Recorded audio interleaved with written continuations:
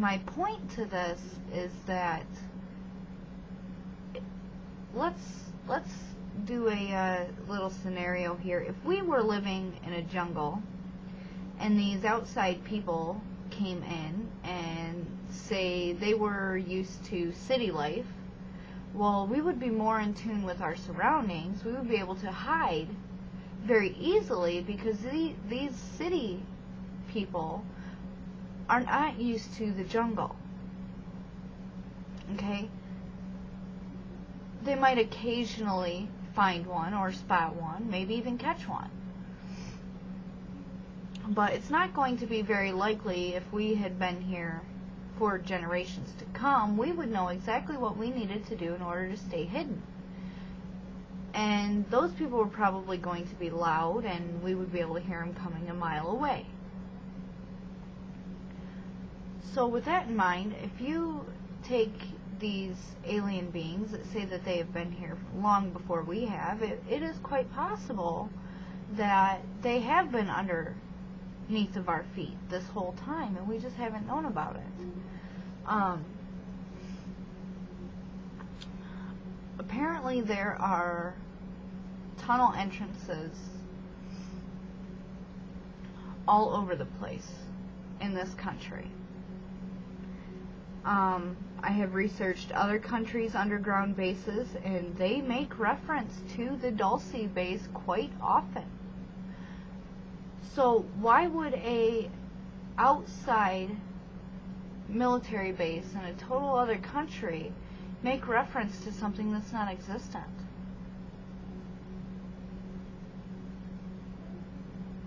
It really makes you stop and think.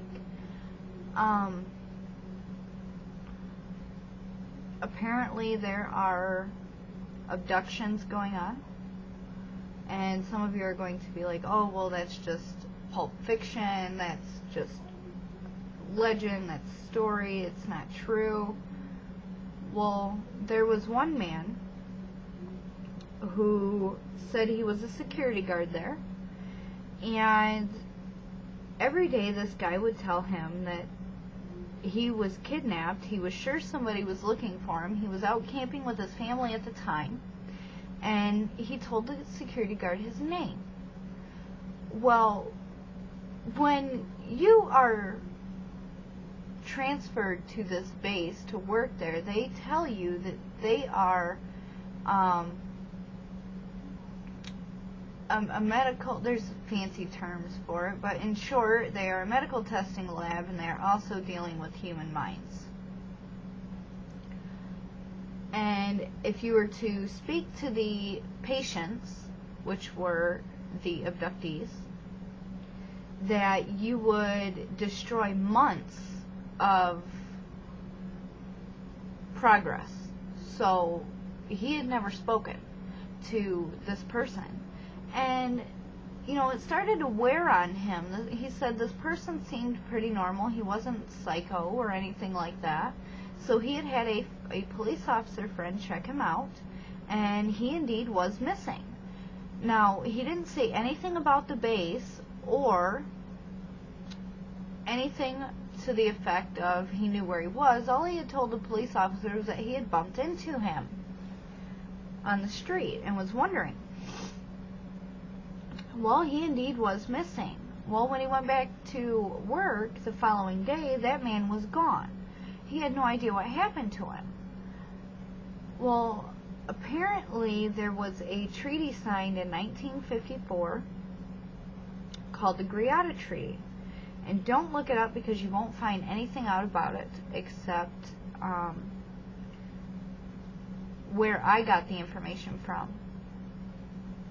And basically, it was one man's account of something that had happened. There was no documentation to prove that this treaty was real. So this treaty was supposed to have allowed 1 million abductions of adult human beings per year, 100,000 abductions of human children per year, and several miscellaneous plants, animals, and insects, and that sort of thing per year. apparently these things will feed off of human children, babies, and they favor the cow, apparently, cow blood and cow tissues and stuff like that. And when I started researching this topic, I had found out about cow mutilations and how it was supposed to be directly related. So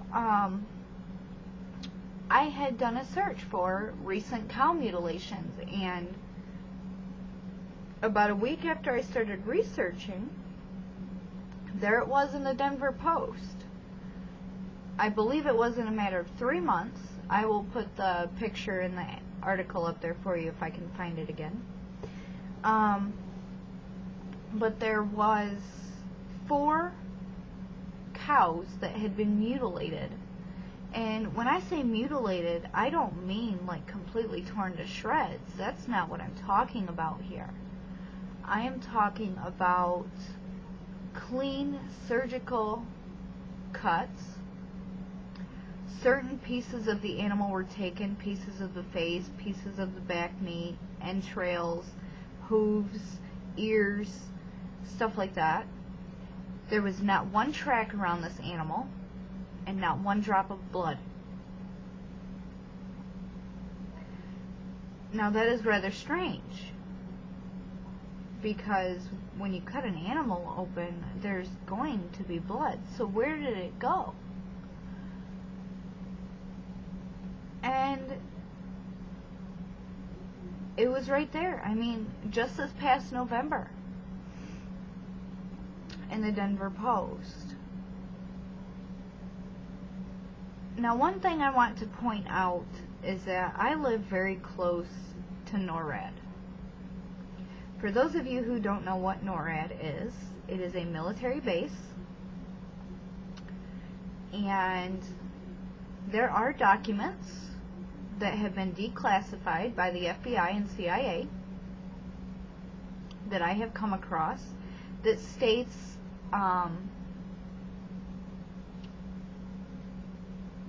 former military personnel's accounts of UFO activity. NORAD had been the epicenter of all of this. They were the ones that pretty much told every other place with air control, radio control, radar, that kind of stuff, that seen something strange, or was about to see something strange. NORAD would track these things, and they would call ahead and tell you, okay, you got 3 UFOs coming your way. They will be there in approximately this long. Anybody calls, you tell them you didn't get it on radar. Okay? There are documents stating that NORAD had instructed people to lie, saying that they didn't pick anything up. Now, I am about 20 minutes to a half hour away. At night, I can see NORAD from my windows. There is some strange things going on here in the sky. Now, there are meteor showers very, very often this time of year. But meteor showers don't make sharp right turns and appear and disappear and appear and disappear and appear and disappear again. They don't change their speeds dramatically. They don't stop abruptly and just blink. There are some strange things that go on at night. And I noticed that Wednesday night seems to be the most active. I don't know why, but that's how it seems to me. And the approximate times are between midnight and 4 o'clock in the morning.